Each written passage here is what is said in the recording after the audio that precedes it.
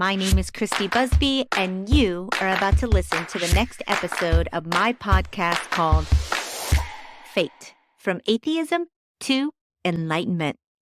So come on in, join me. We're going to talk about it all, from atheism to enlightenment. Alrighty, guys, here we go. Get ready, and welcome to your F.A.T.E. Welcome, everyone, to the next episode of F.A.T.E, From Atheism to Enlightenment. On today's show, I have Larry Eissler III. He has been in the paranormal industry for the last 15 years, investigating houses in the Midwest. He is an author, a filmmaker. He has a show on the Paraflix network called Expedition Entity. That's what we're talking about today, gang. Spirits and entities. Larry, welcome to your F.A.T.E, sir. How are you doing today? Thank you. I'm doing great. Thank you so much for having me. I'm excited. This is going to be a really good show, I think. It is. It is. We have a mutual friend in common. I have to give a little shout out to Dave Schrader. He's the best. Very nice to meet you. Welcome aboard. Here we go. Let's get into it. So tell me a little bit about what you do, what you have found, what inspired you to do these investigations. Tell me a little bit about your background and how you got going. Okay. So what I would call myself now, I feel like I don't fit into the role of the paranormal investigator anymore. Interesting. I did for a long time. We leaned heavily into the science and to theory and trying to figure things out. But it never really fit well for me. So I am a paranormal filmmaker now, and I focus mostly on stories. I like telling stories, and sometimes the best way to tell a story is to do it through a film media where you can watch the video and see the reenactments or see for yourself the responses and how people catch them, and then tie them to the history that was discovered, during the interview process. And it allows me to tell the story of the owner, the story of the building, the story of the spirits. And with Expedition Entity, we focused on lesser known locations. So these are stories that almost no one has heard of. Right. And I got a lot more fulfillment out of that than to try to recreate laboratory results with the paranormal. That's not fun for me. I like telling stories. I like history. I like documentaries. So, I started to lean away from the science side and now I tell stories and I really enjoy that. Where I came into the paranormal. Oh, go ahead. No, go ahead. You continue, please. Where I came into the paranormal was actually to disprove it. It started in 2009. I had just came home from my deployment, and I was a big fan of Ghost Hunters. It was a fantastic show, but there were a lot of things where I'm like, I don't know about that one. So, it's TV magic, movie magic. And I'm like, you know what? I'm going to go out and I'm going to prove all this wrong. So I joined this web forum back in the day when everybody met on web forums instead of Facebook and whatnot. And everyone that would post their photos, their evidence, I would find a way to debunk it. So, 2009-ish, that was the time the apps came out where you could put the ghost in the photo from the app. And it was very easy to find the ghost they pulled as reference for these photos because they're all over the internet. So, I did that for months until finally someone said, hey, you're crapping on all of our evidence here. You need to go out and you need to do a real investigation. I said, you know what? Fine. You take me somewhere and we'll see what happens. And lo and behold, we went to a place called Scott Mansion in Joliet, Illinois. Hiram B. Scott was one of the original patent holders for several strands of barbed wire and had a very large, very nice mansion, but it fell into disrepair, and it was in really rough shape when we went there. And I saw my first shadow figure. I was touched for the first time. I felt a temperature drop for the first time. I heard noises around the room when we were the only ones in the room. And I spent the entire time behind the camera So, everyone that was in front of me was who was in the room. So why is there sound coming from behind me? And I couldn't explain it. So I started investigating on my own a little bit. When I was by myself, I leaned more into urbex. So I'd find the abandoned locations and trying to pull stuff out of there and got some spooky stuff. And then I met Dan Norvell, early 2010, I think. He put up a post on Facebook saying, he's going to do a cemetery crawl with a bunch of people.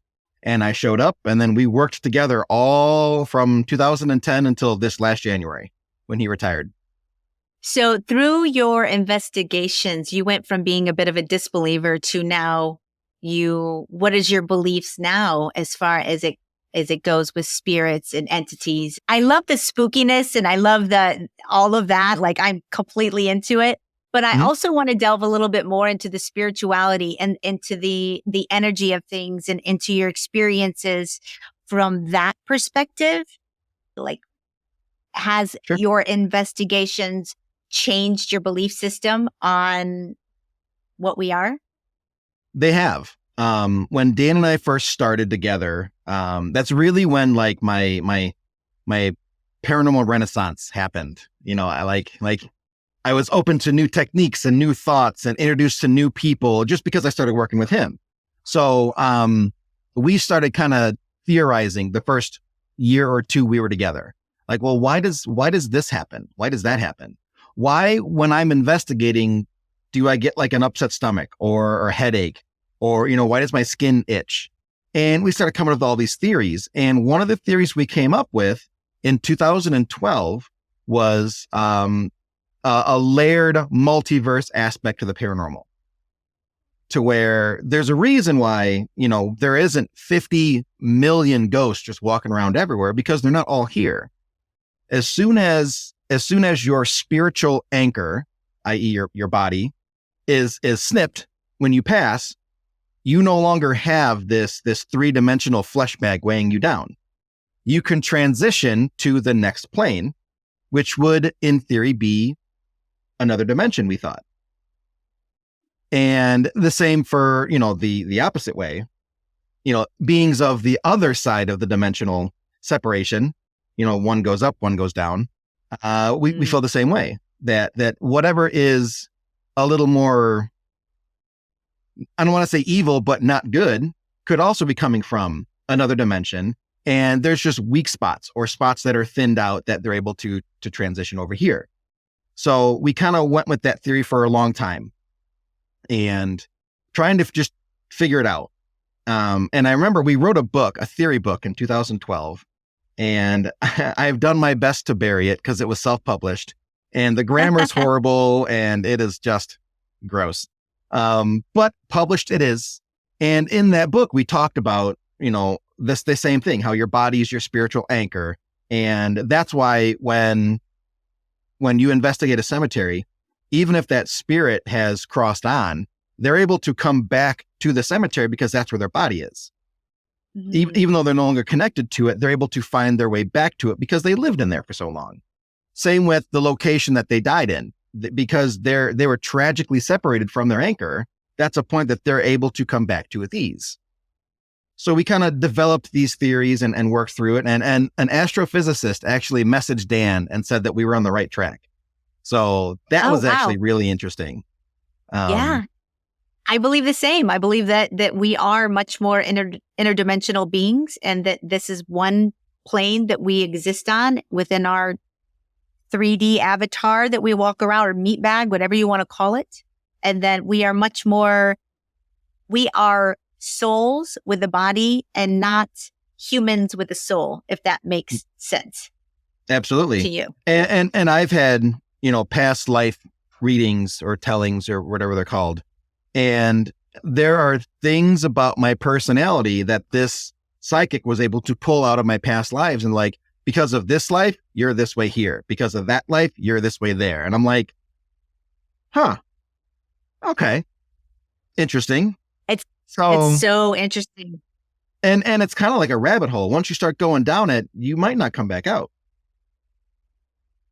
It's very layered and complicated, our existence. The more I research and find out and talk to people, the more I understand how really complex life is, and that Yeah. there is really so much that I feel like we're missing a piece of our history as to where we really came from and who we really are. I feel like we are much more powerful and we are Oh much more yeah. capable Oh than yeah. what our own belief systems. We kind of get programmed from birth to act, look, think a certain way, and it Mhm. really tamps down our imagination and our ability to think outside the box and really be able to explore humanity, consciousness, Mhm. energy, vibration, frequency. All of that plays into our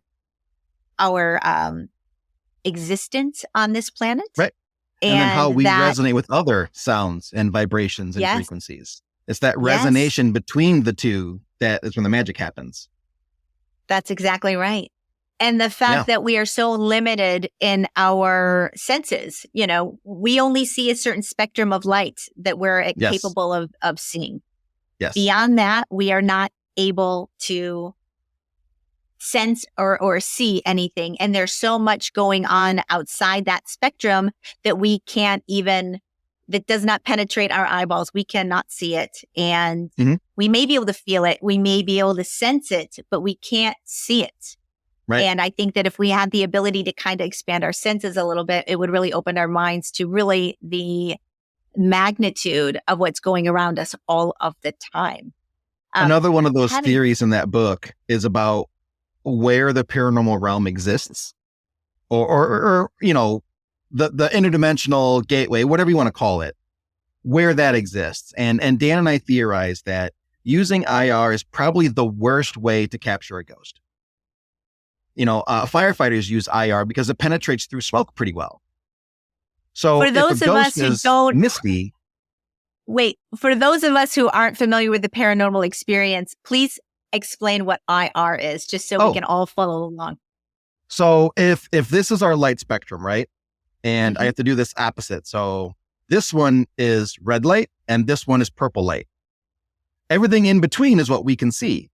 So on Gotcha. this side by the red light is infrared. It's past our visible spectrum, but just the very, very, very edge of it we can see. And that's why sometimes if you have an infrared bulb, it has that red glow to it. That's just Mhm. the edge of infrared that we can see, but everything past it, we can't see. And then it's the same as the opposite side. On the purple side over here, everything past purple is ultraviolet. We, for the most part, really can't see very well. It's kind of similar to infrared. You can see little bits of purple, like a black light or a UV flashlight. We can see a little bit of it, but we can't go too far into it. So when we theorize this, we always notice that infrared is the worst way to see a ghost because they appear as shadows, they appear as mists, but firefighters use infrared to see through smoke. So it wouldn't make sense to see through a mist and think you could record a ghost very easily, right? Right. Visible light, the white light spectrum, you get shadows, you can get smoke, you can get mist and stuff like that. It's better than IR. Okay, so now we're heading in a direction. UV, we've captured a lot of weird things on UV photography and full spectrum cameras that go from IR, white light to UV, the whole gambit. So now we have things are heading in this direction. It's getting better the further away we get from visible light towards UV. Okay, so what's after UV? X-ray and gamma radiation, or X-ray and gamma on the light spectrum. So if it's getting better with UV, in theory, if we had a way to see X-ray and gamma, we would probably be able to see the spiritual gateway, spirits, and the universe like we see each other right now. That would be amazing, wouldn't it? Right. So basically I what we need to do is just walk around with an X-ray machine like this and just snap, snap, snap, snap. And then we'll see all I this think crazy that's your stuff. next. I think that should be your next movie. Yeah, right. The paranormal investigator with the X-ray machine strapped to his back. It would be great. I mean, anything that allows somebody to lift the veil a little bit and get a little bit of perspective about what's possible, I think is good for humanity. People need evidence. People need, for instance, I was an atheist most of my life, and I was very much under the impression that if you couldn't see it, taste it, touch it, smell it, it didn't exist. And anything outside of that was just wishful thinking. And Yes. through my own journey of healing and going through some traumatic experiences, I opened up my mind and I started entertaining spirituality, energy healing, and it worked for me. And it really was a situation that it cracked open something in me that allowed me to have an open mind and have the ability to look at things from a different perspective. And now that I am, it has been very enlightening to realize how much energy, frequency, vibration is a part of our daily lives, that we should be paying attention to what we're resonating with, who we're resonating with, and trying to consciously be aware of it. I'm under the impression that whatever you're resonating with, you're going to attract. And if you can keep that in the forefront of your mind, and trauma happens, everybody goes through bad times. You're not going to be able to withstand every little thing that happens in your life and rise above it and resonate with gratitude and love. That's not life. Right. However, if you can feel those emotions, recognize them, try and understand, maybe it's happening for a reason, maybe it's trying to teach you a lesson, and move through those, and then realign to finding a better way to feel, it will show up in your outer world. It absolutely will. It's one of our basic laws on this planet, is the law of attraction. Like attracts like. So, I agree. What, going back into the spookiness of it all, what would you say is your most profound story of paranormal that you were clicked in and said, oh, I'm no longer a disbeliever. I absolutely know there's something going on. Can you tell us a little story? Let me follow that up with a question first. Okay. Well, first, how much investigating do you do? I am here. I'm less of a paranormal person and more of a investigating spirituality. Okay. I love the spookiness.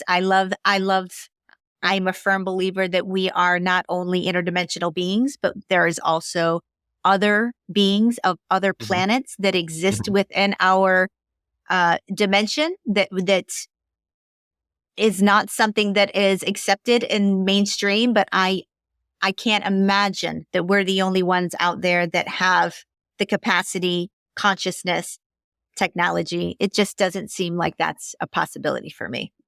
Sure. But have you ever gone investigating though? Even at like an event? Okay. So in theory, most of the time when you go doing a paranormal investigation, you're investigating people that have passed on, right? What if I told you that we investigated somebody that didn't pass on? The person was still alive, but we were still speaking to a spiritual version of them. I would say this to that. I think that going back to the fact that our lives are very complicated, I do think that there are versions of ourselves that exist in other planes that's almost endless. And I think if you resonate with a different plane, you're going to have a piece of you, a part of your spirit that lives in other planes. That's what I would say in this situation. That is exactly correct. So there was an investigation we did many, many, many years ago. And it is also in the theory book that I am not pushing at all. Nobody look for it. I'm not going to tell you the name, but this is in the book. There was a gentleman who just had the worst luck. His wife left him. His kids wanted nothing to do with him. He lost his job. He was losing his house. The only thing that he could do was go to the bar and just drink it away for years. And it was a small town. So he sat in the same stool at the same time, in the evening time, drinking and drinking and drinking. He'd go home. He'd come back the next day, drink and drink and drink for years. Well, one day he stopped showing up to the bar. His life got better. He found a job. He found somebody else. He mended things with his kids and he moved away, no longer going to the bar anymore. Well, some short time later, the man was seen sitting in his stool, drinking and drinking and drinking, but he wouldn't talk to anybody. And when someone went up to go like, hey, you okay? Gone, disappeared. So they called us in and they're like, hey, I think we got a ghost here. And through the course of our investigation, we determined it was residual. And we're like, there's this older man. He sits here. This is what he looks like. We had a psychic with us. She described him to a T. And the bartender pulled up her phone and said, is that him? And she goes, yeah, that's the guy. And told us he had just moved away. He no longer comes and drinks anymore, but he is very much alive. And what we determined was he was going through such a hard time. He was bleeding all of that negative energy into the environment. And it was so heavy and so dank and so thick that it stuck. And it took on a life of its own. And he created a negative entity. It wasn't intelligent. It was, residual. It just did this nonstop, but he created that. And that little soul fragment that he left behind, the bad parts of his soul, so that he could move on and do better, whatever his journey is, wherever he went. He left that behind and it's still there today. I love that story. That is so amazing. And I believe it wholeheartedly. And it technically counts as a spirit, and it counts as a spirit of a person that's still alive. So, yeah. It does speak to the fact that if you are having, going through a troubled time, going through trauma, whatever you're going through, that when you start rising above that, you do in a way move on to another dimension. You do leave that resonance, that vibration behind, and you move into a new way of being. And I don't think we recognize these things. I don't think that we're conscious of them when they happen, but I certainly believe that if you meditate, if you can manifest a new way of walking in the world, and you can kind of march into another dimension that is you in every way, shape, or form, but with slightly different changes that are subtle, that maybe only you would know or maybe not pick up on at all. And that is one of the fascinating things about being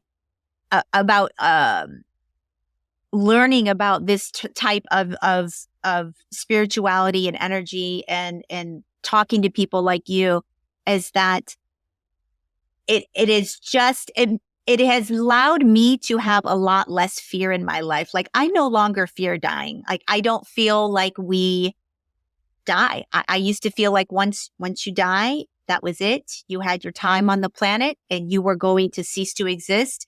And I felt like I was at peace for billions of years before I was born, and I would be at peace for billions of years after.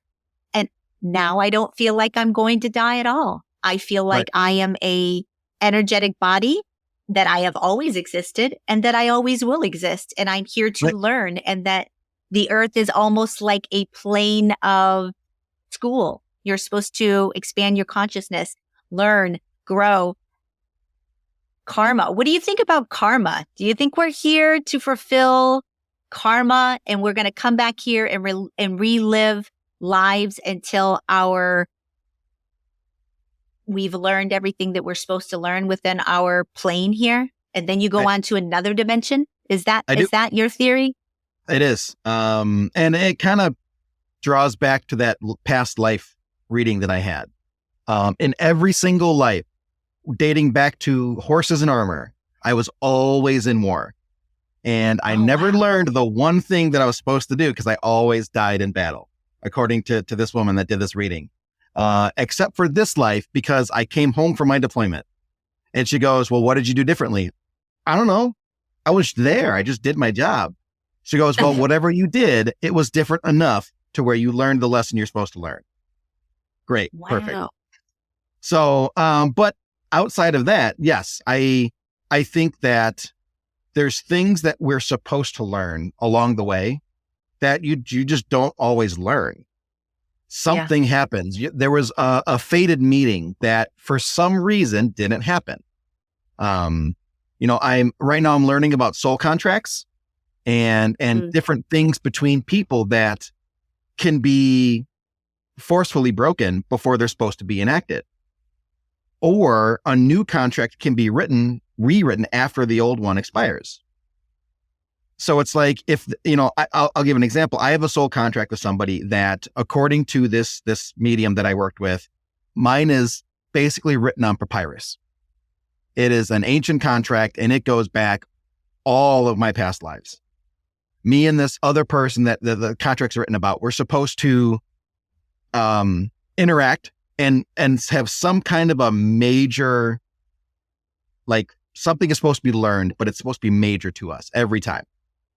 So some kind of fundamental change when we interact.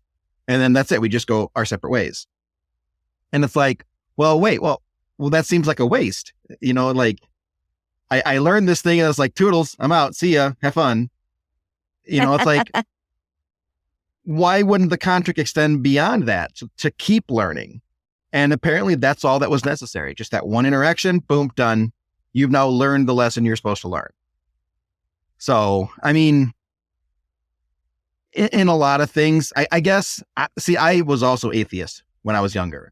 Oh, interesting. Hello, fellow atheist. Right. I've turned into more agnostic because I don't follow any religion, because all religions are written by man and they're all influenced by man. I mean, just look at the Dead Sea Scrolls and all the different the books in the Bible that weren't included.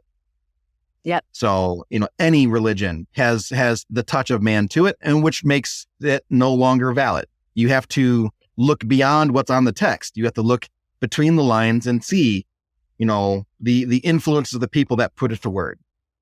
And in this case, they're talking about events that happened 300 years prior. So.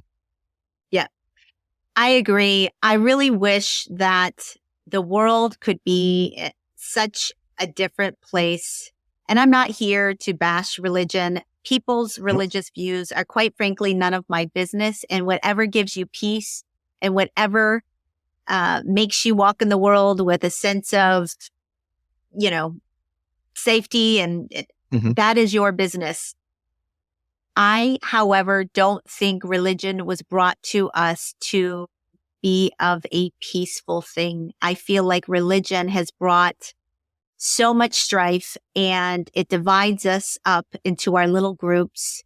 And there seems to be a lack of being able to appreciate the Bible for being a historical document without using that document to beat somebody else over the head or judge or make yourself feel like you're going to heaven and somebody else is going to a place of hell. I don't feel like that is what life, our experiences are supposed to be about. I'm just sad that religion has become I find it to be a very negative tool that is used by humanity to separate us and keep us from an inability to see each other for who we are. We will always be more alike than we ever will be different. And I think religion was brought here to be a cudgel almost, and not something that promotes love. And I'm not saying that all religion is of that ilk, but there seems to be a broad spectrum of that happening, especially in today's society, where people are so embedded in their religious beliefs that they're incapable of seeing somebody for anything other than labeling them something that they don't agree with, or Yeah. The way that I look at it is, if you think back to the turn of the millennium, and people around that time were very spiritual. There were some religions, the Mayans had a religion, and the Britons had their Druidic religion, but it was more in spiritualism than anything else. Native Americans had their versions, but it was very spiritual based. The Greeks and the Romans, it's 50-50, but heavy spiritualism. So here you have this man that does all these wild things, but in a time where they're more spiritually connected, which also might mean that 2024 years ago, those barriers between dimensions might have been thinner and closer together. There's a really good chance that if you are into the conspiracy theories, that Jesus was more than likely than not a interdimensional traveler. Yes. Who I agree. has seen how things are going to become. The Romans were just incredibly barbaric. Many ancient Greek factions were incredibly barbaric. And he was trying to bring about spiritual peace through his faction and his growth and his journey. And the barbarism cut it short. Yeah. And unfortunately, once that spiritual leader was gone, everyone else swooped in and transformed it into what it is now, away from its original purpose, which was supposed to be the spiritual freedom and the interconnection and all that. And it's now turned into a means of control. Yeah. And money. And lots of money. There's a reason why the Catholic Church for centuries has been not only the richest organization in the world, but also the most corrupt. Yeah. It's I don't know how to fix that. I don't know, I don't know if humanity will ever be able to get to a point where we go beyond our religions and look more within.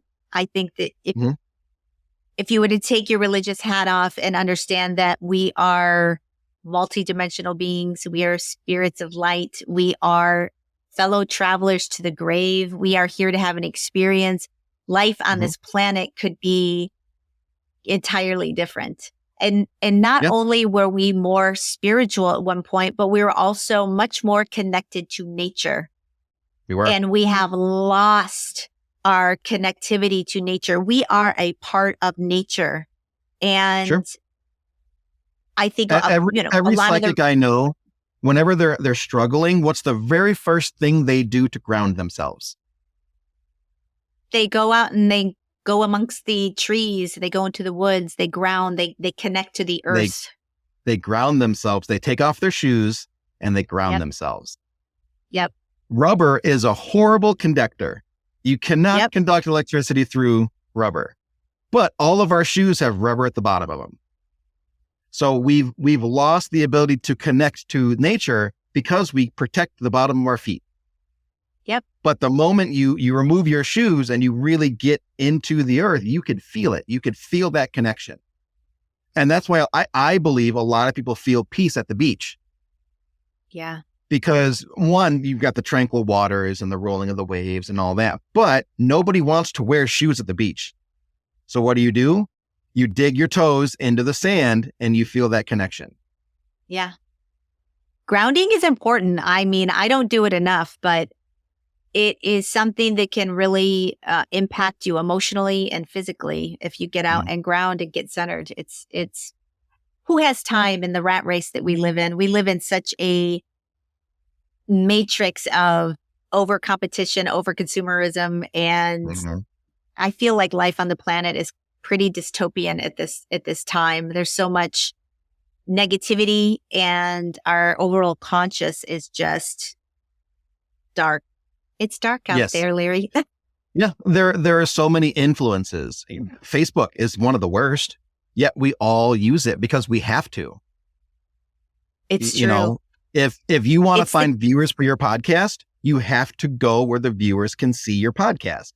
If I want to find people to follow the documentaries I make, I have to promote it to where they're going to see it. And where is that? Social media. But any other time when you're not pushing your content out there and you're just flipping through, it's the worst of the worst. Facebook suggests, oh, you should leave your girlfriend because she doesn't treat you right. And then if you watch one of those videos, it'll show you 45 more. And it's like negative, negative, negative, negative, negative. Yes. 100%. I am not, you're 100% correct. I am forced to get on there and promote my podcast and do what I can. Prior to doing a podcast though, I think I've tweeted or whatever you call it now, like twice in my life. I, whatever. Yeah. I mean, I never really understood the draw to social media. I'm not one that follows other people. I'm not one that really cares that much about what other people are thinking, saying, or doing. So for me, there was never a huge draw, but at the same time, it hurts me because I'm also not out there promoting myself all the time. I'll do like one clip a week. And that's really it. I work during the week. I'm not very much into social media. I really think that part of the reason why I'm sort of, I would consider myself fairly sane, fairly, I have nuanced, I think for myself. I'm not easily influenced by other people. I really do have a very strong sense of who I am, and I figure things out on my own. And the amount of people that are out there looking to others to have their opinions or have their thoughts handed to them is frightening. Yes. It's frightening. And social media is right there to shove whatever you want filled down your gullet. They're just going to keep shoving it in there. It's dangerous. When Facebook was young, it hurts me to say that. When Facebook was young, it was a great place because if I follow you, I will see everything you post. To where, if you post a bunch of negative stuff, click do not follow. I'll never see your stuff again. That's right. And it's not that way anymore. Now, if I follow you, it'll show me all the people that you follow. And, let's say I have a family member who, is kind of doing a dark thing right now. They're struggling. Everything that they click and like and comment on, I now see instead of just the stuff that I want to see. Yep. And it had so much potential to really connect people, especially in the paranormal, where everything is very media based, sound files, video, photos. We could get together and be like, hey, this is a really weird photo. What do you think about this? And it was fantastic. People were working together and using it to meet up and all sorts of great stuff. And it's still there. Those aspects are still there, but it's just the algorithm and the suggested videos and an article. And it's just like, I don't follow this stuff. Stop showing me this stuff. And it's hard. It's hard to get them to stop. It is. And there is a level of convenience that's happening with technology that is hard to, it's easy to get on there and scroll and fill your time and not be bored and not think and not do anything. It's such addictive. Mind killer. Yes, it's addictive. Yep. Especially if you're somebody that's of that ilk. I can find other things to do with my time and I fill my time doing other things, but I see the draw, especially with TikTok. Like TikTok's the one app where I'm like, this can be addicting. I do a lot of animal stuff. I will admit I'm a big, like the videos of the animals are pretty cute. Yeah. But I can see where and how people would get addicted to just flip into the next video because it's always something cute and entertaining. It just is. It has the same effect. Facebook, TikTok, Instagram, Twitter, all of them. It has the same effect as a slot machine. Because you flip it and then it rolls and then you find something good or you're not. Or yes, no, next. And then all of a sudden you look down and you just spent $1,000 or you just spent 3 hours watching cat videos. Yep. It hits that dopamine. It's the same effect as a slot machine. Totally. Absolutely. All right. Back to the paranormal. Let's talk spirits and entities again. That was an excellent conversation though, because I don't hear a lot of people talking about the fact that we're kind of living in this super if you were to make a movie of how we live in today's society, it would be very dystopian. I can remember being a kid and seeing movies about the future. And they used to show movies where everybody was like having a good time and technology was amazing and everything was beautiful and people were living around, of the same social economic status. And it was like everybody was like, yeah, the future's gonna be great. Now they make movies where, I'm getting ready to go see the next Mad Max movie. It is utterly tragic, dystopian, desert-like, and bizarre. And I'm not sure why or how it became to be like that, but I don't think anybody out there really sees the future of humanity coming out roses. You know, Right. I don't know how to pull it back or to get people to understand that there's certain big changes that need to happen in order for us all to survive on this planet in one piece. But we're full steam ahead into Mad Max land. We are. We are. We I really have a are. whole bunch of, I have a big tote of Mad Max gear ready just in case. Yeah. I'm ready. I have one of those gigantic Mad Max mohawks so that I could be like the one bad guy from that one. And then he had like the leather cup, the athletic cup on. I'm ready. I'm ready to go. I mean, Maybe I'll get a flaming nobody's guitar making too. fun We'll of the see. preppers anymore. No, Yes, you look at them and you're like, that dude is no. totally right. Yep. Now So, we used to especially make the fun of preppers preppers, and now I look at them and hoarded go, TP. The ones that hoarded TP before the pandemic, they're like, oh, you want some toilet paper? $20. There you go. yep. It's, I'm hoping that I'm going to be resonating in another dimension at that point. I mean, another theory out there is that humans are in the midst of the Great Awakening, an ascension. And there's a thought that happened to me. So some I of us, agree. oh, well, hold on. Let me just make this point and then we'll move on to your story. But there is a thought out there that we are in a moment where the earth is kind of splitting, and there's people that are going to resonate at a higher level that are going to go on, and the earth is going to be a place in which there's a lot more love and gratitude and respect and a higher vibrational way of living your life. And that the people that are left behind are going to continue to live very difficult lives here in the 3D plane. And no one's going to be able to see the transition or the shift.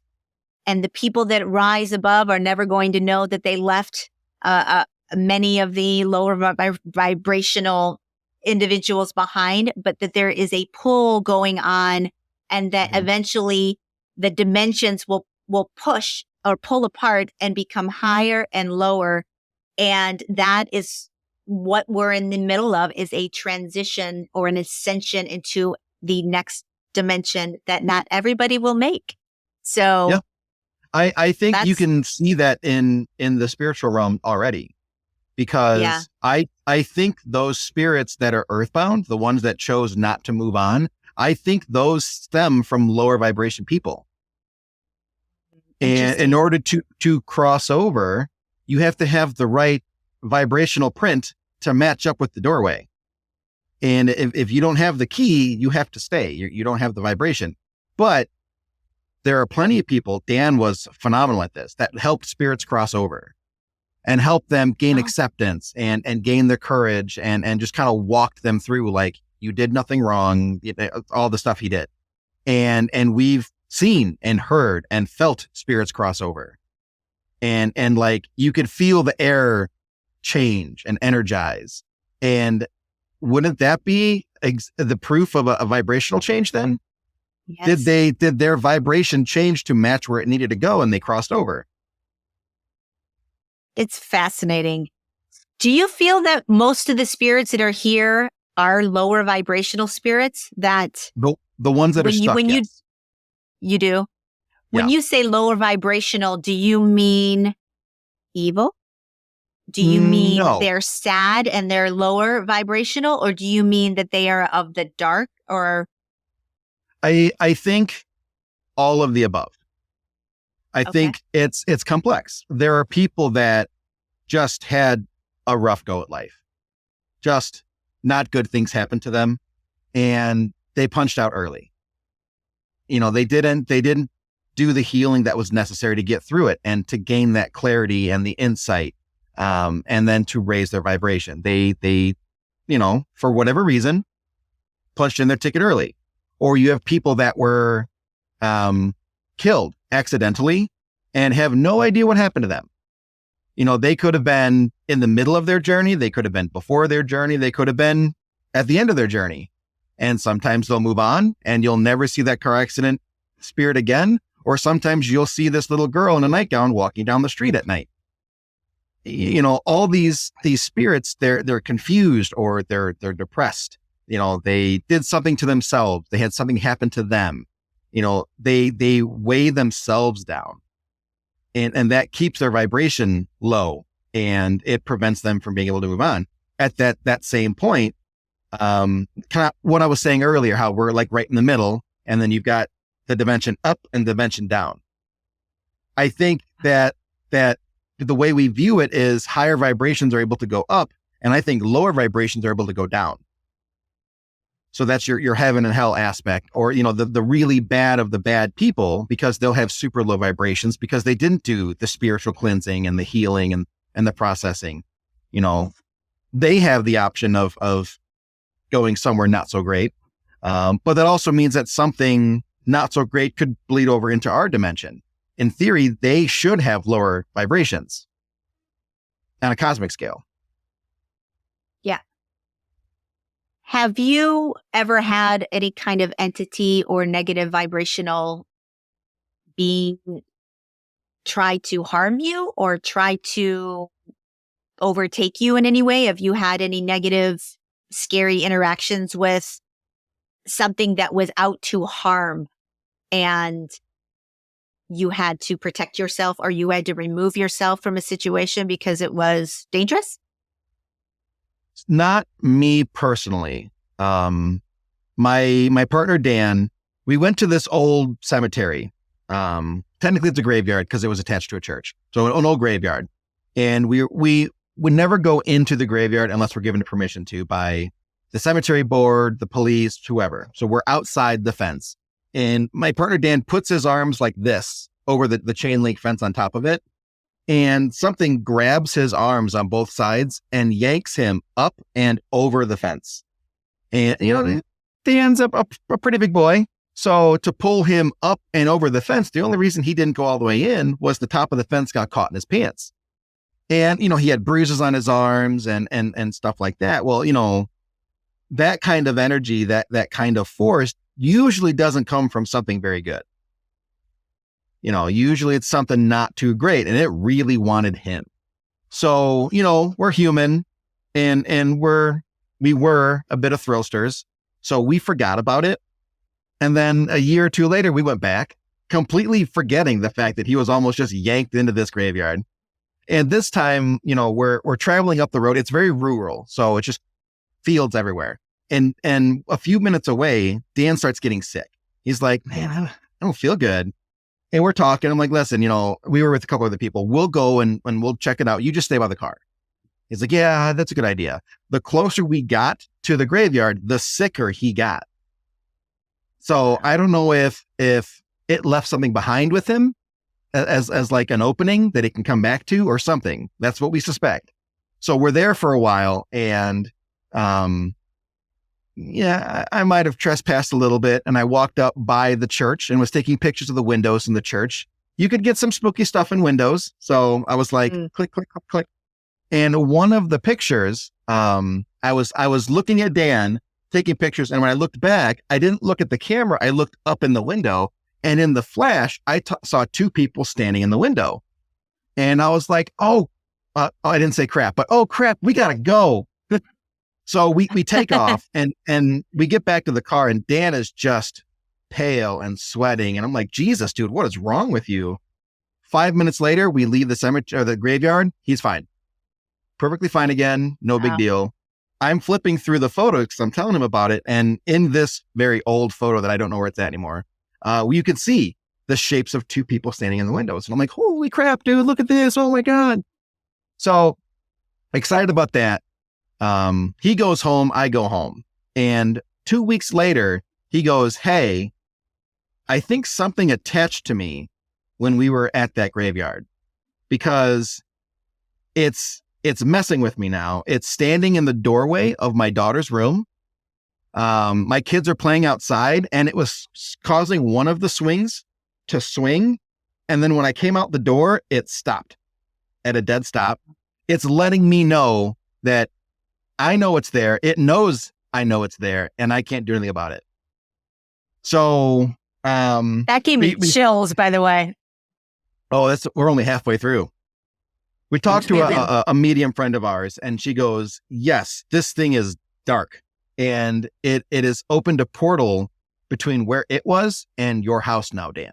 And it can travel as much as it wants. It now has a way in.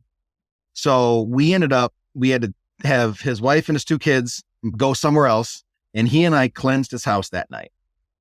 It's not a small house, but it still took us a good couple hours. And a friend of ours astrally projected to help us. And at this point, I'm like, this is fake. This is crap. This is bull.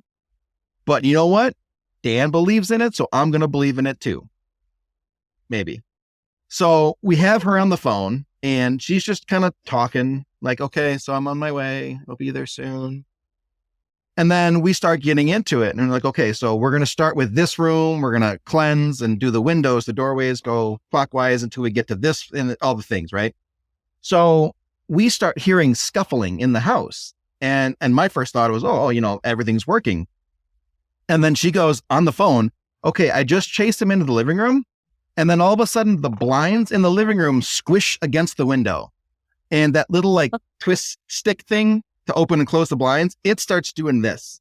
And I'm just like, what the heck is going on? Okay, now it's in the living room, or now it's in the kitchen. That's the living room into the kitchen. And things start clinking in the kitchen. And we're like, what is going on?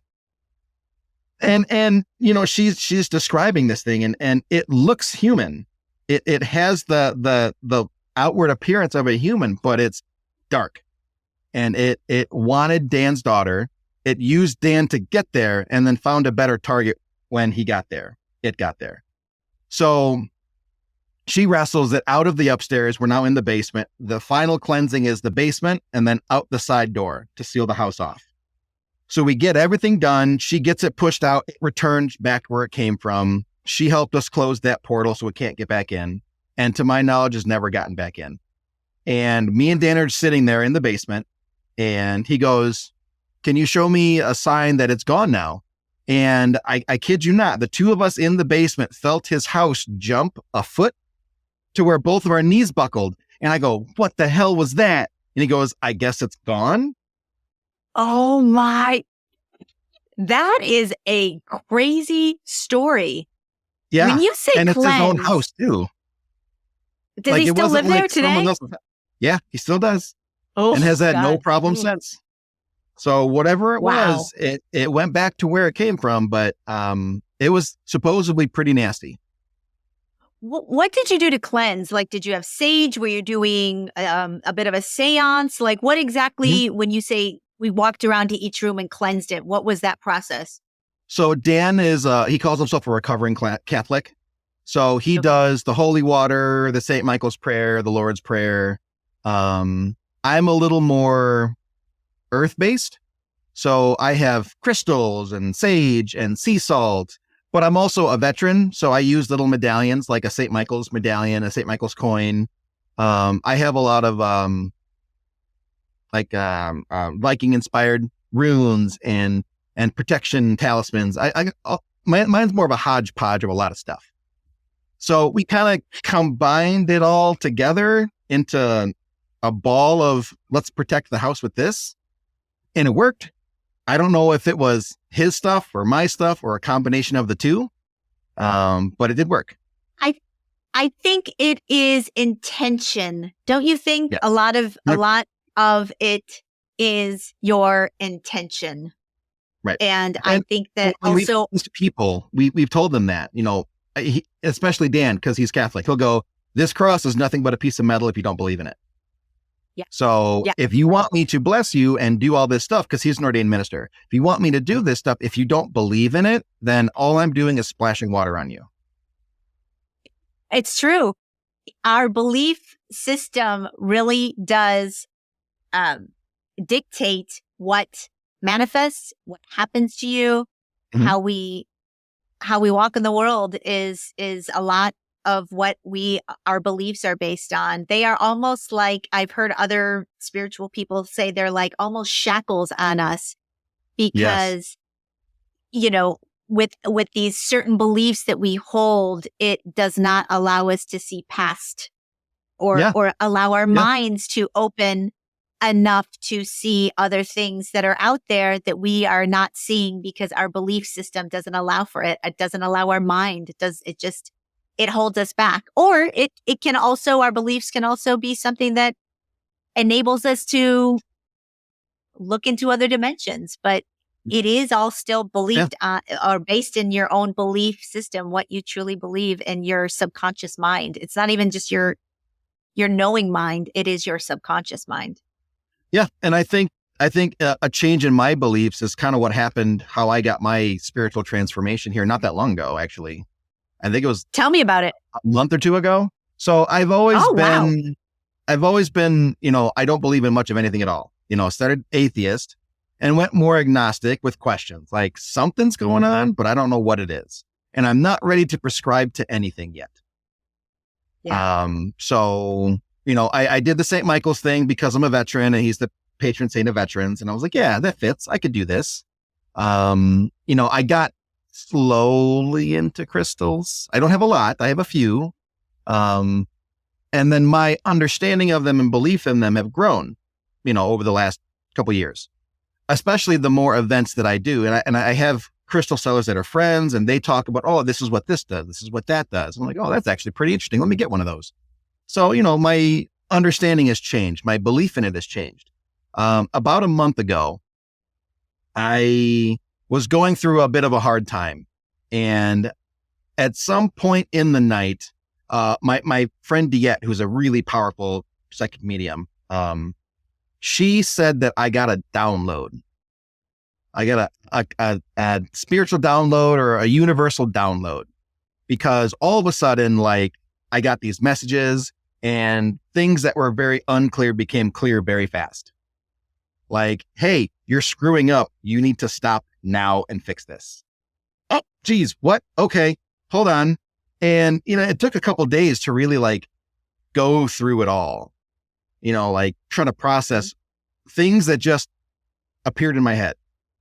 And then ever since then, I went from being nothing to going, I might be empathic, maybe, to all of a sudden I have a lot of psychic friends. Another psychic friend goes, yeah, you're clairsentient and you got a lot going on. Like, since when? When have I gotten this? And that explains so much now because other people, but before I'd be like, I don't know about that person. Now I'm like, no, you go away. Like very strongly, no. Or, almost to the point where I can't control it yet. And it gets kind of annoying, especially people with like bad stuff going on. Like I'll absorb it like a sponge and I don't know quite yet how to get rid of it. I'm still working on that. And, that never happened before. And it came out of nowhere, but it came after this download thing that happened to me. And it's a transformation I'm still trying to figure out. And I don't know if I like it or not yet, but I don't think I get much of a choice. I mean, we don't get much of a choice. And I think that it's exciting and I'm happy for you because I would love to. I think we all have some sort of clair ability, clairsentient, clairaudient, I think we have the capacity to hone into that, to focus on that, and to make those stronger if we take the time to do so.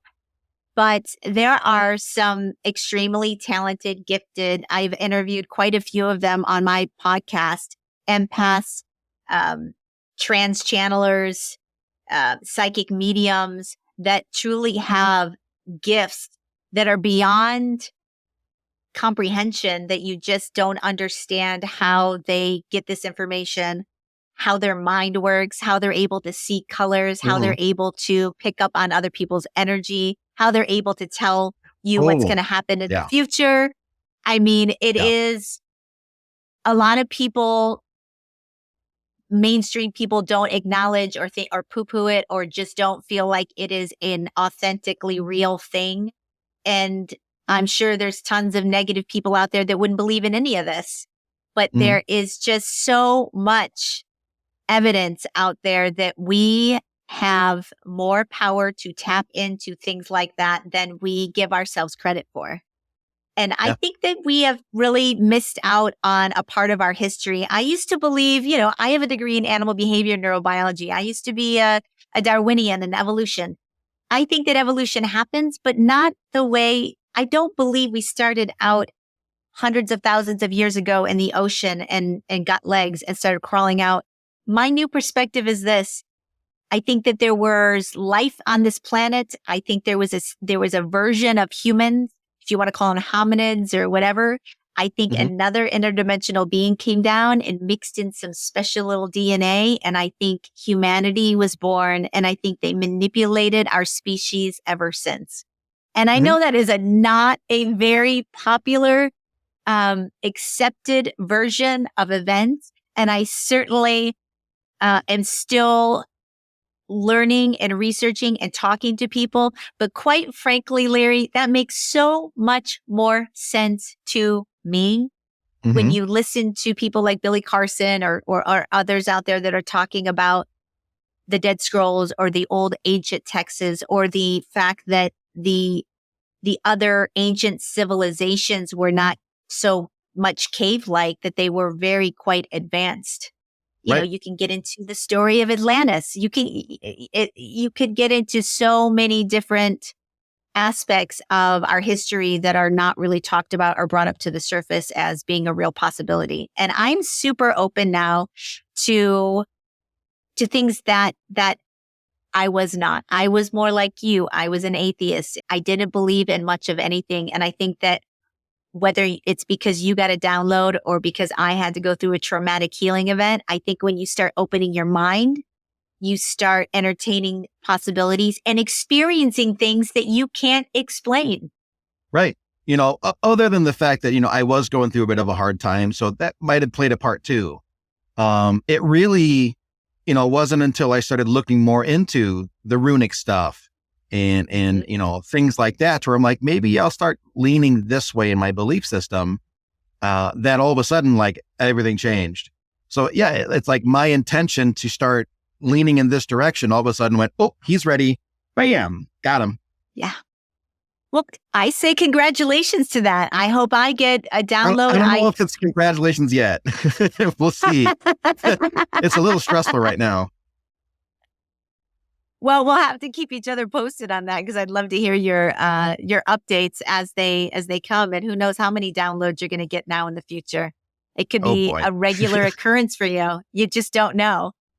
I'm perfectly What happy the way that I am, but if anyone decides, you know what, hey, here's a little bit more, okay, fine, I'll take it.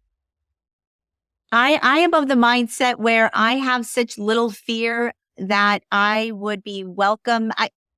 I am sure I would have fear if an alien showed up in my house and took me into a ship, of course. But as far as getting into the more sixth sense and being able to pick up on energy, or having that intuition that I think that everybody denies themselves all the Mhm. time. We don't listen to our intuition. We don't listen to our own bodies. Our bodies will pull us into the direction that we are supposed to be going in.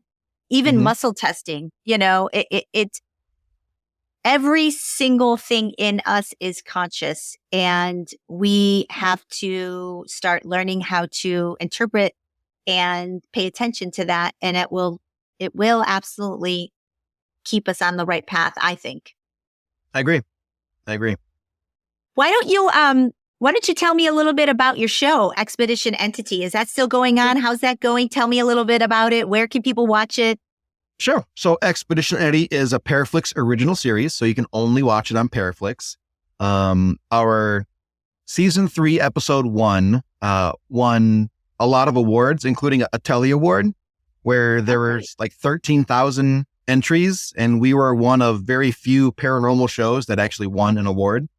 Wow. So that was a really big deal. We won it in an unscripted online series category. So Congratulations. very, very It's exciting. amazing. Thank you. But the cool thing is, because Paraflix's a subscription-based network, it's only $3.99 to subscribe. But our award-winning episode is in a category that's free to watch for anybody. So you're able to just go to Paraflix and go to, it's called the Paranormal channel. That's their free section. And you could watch one of our episodes for free. Anyone can do that. So I highly suggest anyone to go watch it if they want a taste. The show was designed around lesser known haunted locations. So we didn't want to go to Waverly. We didn't want to go to Pennhurst or anything like that. We wanted to go to spots in the Midwest that the people in the town were like, oh yeah, that place is haunted. But everyone else is just like, where is that? Like, oh, watch this episode. I'll tell you all about it. So the way that we did it was, it was about an hour, somewhere between 50 and, 65 minutes, somewhere in there. And we would do a good 10-ish minute interview with the owner of the building. And they could tell their history, their experiences, the history of the building, the paranormal experiences they've had, other teams have had. Quite a few of them have given their own evidence that we could play during the interview. To where they're like, then we caught this, and then they play for us. And then that gives us a chance for the building owner to say what they want to say and not have somebody else say it for them. And we always thought that was really cool because it adds that personal element to it. And then for the investigations, a lot of shows, they'll record their investigations and then edit them together so that what really took an hour, but on the show, it looks like it took 2 minutes. Well, we didn't do it that way. We set everything up to where we would reserve the building for the amount of time that you could reserve the building for an investigation. So, for example, we did the Egyptian Theater in DeKalb, Illinois. They normally book for 4 hours, and then they give you the option to add an hour before or after if need be. So we book it for 6. We investigated for 4, but then we use that hour before and the hour after to set up equipment and all the production stuff. So it's still the 4 hours that anyone would normally get. That's it. We don't go back the next day. We don't record for a week and then make it look like a night. We really did it in one night. And then every session is timed to be approximately 10 minutes. Sometimes, you trim a little bit, like, in the beginning, there's always like, okay, this is session number 2. These are the people that are with us. This is the room we're in. This is the cameras we're using, the microphones, all the stuff that I know what to look for later. Right. And I know who's in the scene and who I have to match microphones to. You cut some of that stuff out and the 10 minutes gets a little shorter. Sometimes there's a wrap up after a session where Dan will talk to somebody, be like, okay, so what did you hear? I heard this. And sometimes I'll keep that and sometimes I remove that, depending. But for the most part, every session is about 10-ish minutes long. You get the whole session. There's no like, I'm going to take 3 minutes out of this because nothing happened. Well, no, that's investigating. Sometimes nothing happens and you have to watch that. So a lot of people really like that because it showed that it's not all bang, bang, bang, bang. We're getting stuff. We're getting photos. We're getting voices. We're getting this. Sometimes you just have to sit in the dark.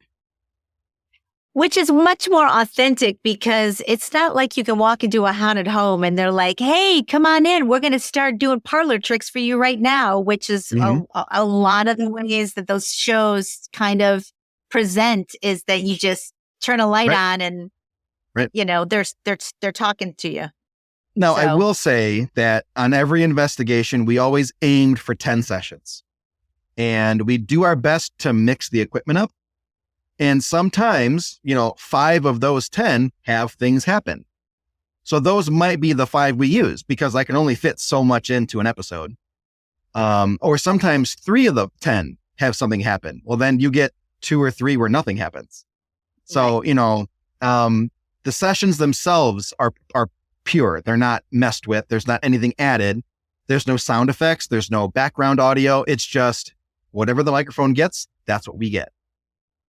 It did really well. And then Dan decided to retire in January. He stopped paranormal. He's not really doing film anymore. He took up photography, and he's just kind of enjoying his retirement now. So that wrapped the show. But I'm doing a lot of documentaries, and then I'm starting a new show this summer where it's more just me, where everything is instead of being third person and you're the viewer watching it happen in front of you, it's first person. As I experience it, you experience it. And it'll be quite a bit different. So I'm looking forward to it. I'm doing the filming, I think, in July, and it's going to be a pilot. And if people like it, maybe it'll take off and be more. If not, I've got a million documentaries to work on, so I'll do that instead. Well, you'll have to come back and promote the show when it's ready to roll. You'll have to come out and come on and tell me all about it and where they can see it, and we will promote it. And Larry, we're up over an hour here. I really could talk to you forever. It's been a really great conversation. I'm so glad that you came on the show and that you are that you were on the episode. I mean, I really wish you all the best. I hope your downloads keep happening. Yes, me too. And no one else knows this, but we had such a hard time to get this show started with the webcam issues, and I'm really glad we figured it out. This was the first time I had any real technical difficulties. We couldn't figure it out, and I'm so glad we got it together and we're able to get the show in the can, because it was such a great discussion. I find you extremely delightful, and I'd love to have you back on the show. I wish you all the best. Why don't you tell people how they can follow you, how they can reach out to you, how they can get into your world a little bit more? Do you have anything you want to plug? Go ahead and take the floor. Okay. The easiest place to follow me is unfortunately Facebook. It's Larry Eissler with the Roman numeral 3. That's where I post the most. My Instagram it's Ghost Hunter Larry Eissler, I think my last name's on it. It just basically reposts what's on Facebook to Instagram. I'm not really on Twitter. I'm very rarely on TikTok. It's mostly just Facebook and Instagram.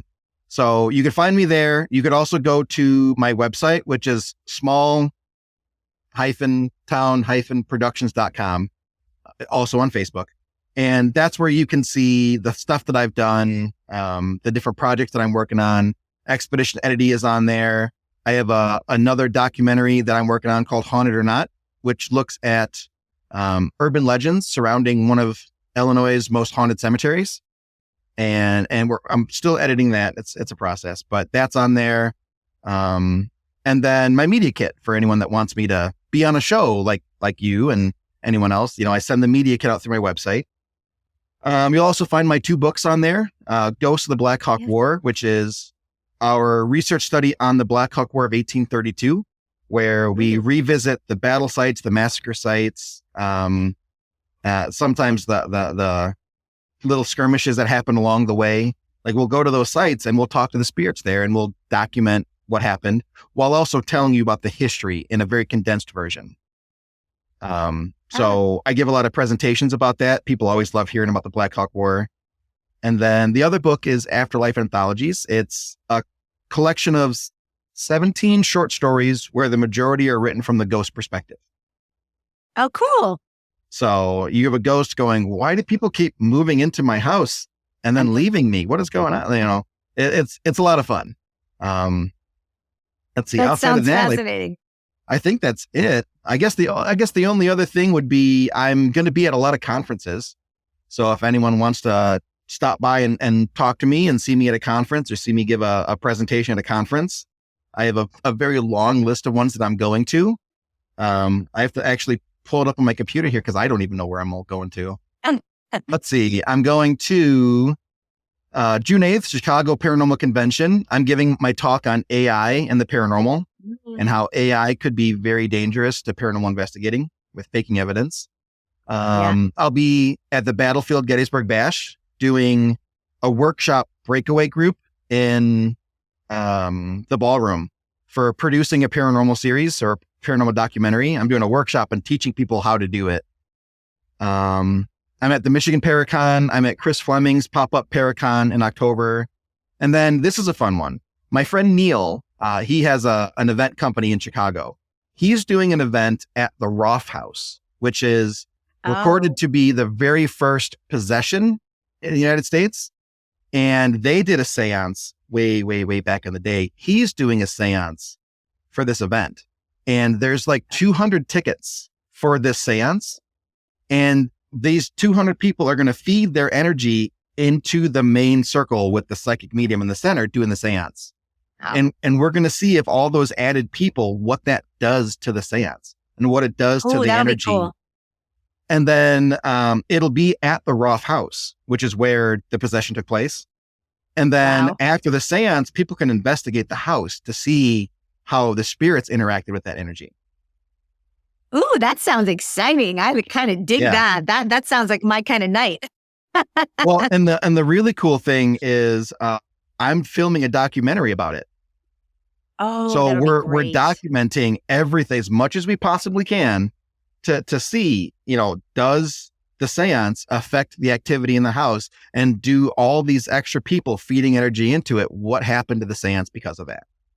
Wow. So, well, Larry, I wish you all the best. I hope to have you back on the show. I would love to plug whatever you got coming up.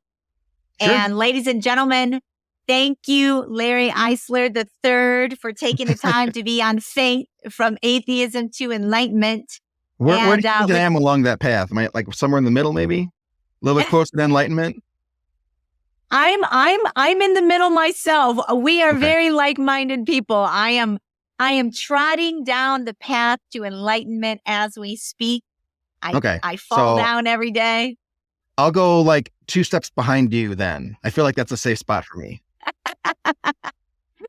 Do it. I highly encourage you. Come on in. The water's just fine. That's right. That's right. That's right. That's right. Alrighty, guys. With that, thank you for another episode of Fate. We'll see you next week. Thank you, Larry. Journey well, everybody. And that is a wrap on Spirits and Entities with Larry Eissler III. I hope you enjoyed that show. I know I did. I thought we had a fascinating discussion. And I also really appreciate that he is a former atheist like myself, stepping into his own path of spirituality, embracing his own psychic gifts. And I really wish him well. Maybe we'll have him back on the show at some point and get an update from Larry to see how he's doing on his own spiritual journey. Good luck, Larry. Check out his show called Expedition Entity on the Paraflix Network, and I will put all of his social medias in my show notes. So if you feel like following our friend Larry, you can do that. Now, next week on Fate from Atheism to Enlightenment, I have a very special guest I'm bringing you. They call him Scotty the Medium. He has been on the Discovery Channel. He had a show called Paranormal 911. He's been on Inside Edition, the Travel Channel. He is a very well-respected psychic medium who dabbles in ghost hunting, paranormal, and also can bring you back messages from the other side from your loved ones. I'm very excited to have him on the show. Please tune in next week. I will be bringing you our discussion. He's going to tell me all about it. Super grateful that he's going to join the Fate podcast. If you want to follow the show, guys, I'm on Instagram. It's at F.A.T.E. podcast on Instagram. I got to be honest, I don't have time to post a lot, but follow the show, share the show, subscribe, talk about it. I want to keep this show going as much as possible. I really am enjoying the process, and I'm hoping you are too.